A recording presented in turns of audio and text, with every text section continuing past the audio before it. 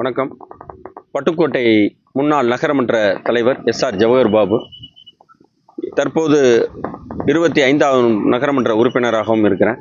இப்போ பார்த்தீங்கன்னா தஞ்சை மாவட்டம் பட்டுக்கோட்டையில் 22 கோடி ரூபா மதிப்பில் ஒரு புதிய பேருந்து நிலையத்தை அவசரமாக மக்கள் பயன்பாட்டுக்கு கொண்டு வரணுமே அப்படின்னு சொல்லி நாளைக்கு துணை முதல்வர் மறுநாள் 15ஆம் தேதி திறக்க இருக்கிறாங்க.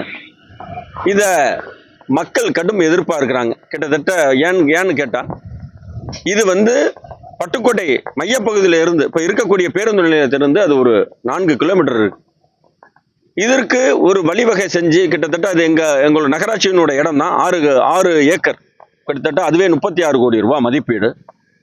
பேருந்து நிலையத்திற்கு ஒரு 20 கோடி, ஈபிக்கு டிரான்ஸ்ஃபார்மர்லாம் ஷிஃப்ட் பண்ணுறோம், ஈபி போல ஷிஃப்ட் பண்ணுறோம்னு சொல்லி அதுக்கு ஒரு 1.25 கோடி, நெடுஞ்சாலைத்துறைக்கு ஹைவேஸ் டிபார்ட்மெண்ட்டுக்கு அது ஒரு 1.25 கோடி. இது மாதிரி பார்த்தீங்கன்னா ஒரு 25-26 கோடி ரூபா மக்களுடைய வரி பணம் வீணா போகுது.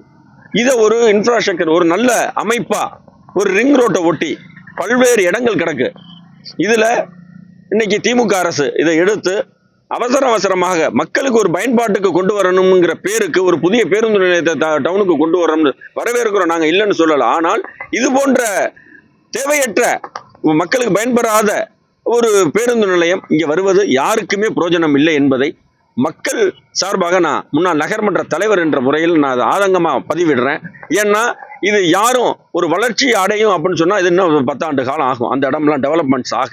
ஏன்னா ரிங் ரோட்டை ஒட்டி கண்டிப்பாக 3-4 இடங்கள் இருக்கு. வளவன்புரம் இதை ஒட்டி எல்லாம் எவ்வளவோ இடங்கள் நிறைய இருக்கு. இதெல்லாம் ஒரு சர்வே பண்ணாம அவசரமாக இதெல்லாம் இன்னும் கிட்டத்தட்ட அது எத்தனை பணிகள் எத்தனை நாளில் நடந்துச்சுன்னு கூட யாருக்கும் தெரியாது. அப்படி அவசரமா அந்த பணியெல்லாம் பண்ணி செய்கிறாங்க. இதை வன்மையாக கண்டிக்கிறோம். அதே போன்று இப்போ இருக்கக்கூடிய பேருந்து நிலையமும் அங்கே போய் ஒரு டவுன் பஸ் அதுக்கு 10 பஸ் விடணும். மக்கள் இங்கே அவதிப்பட்டு இங்கேருந்து ஏறி போய் அங்கே சாலையெல்லாம் ஒரு சரிவர இதுவரைக்கும் எதுவுமே பண்ணலை அவங்க.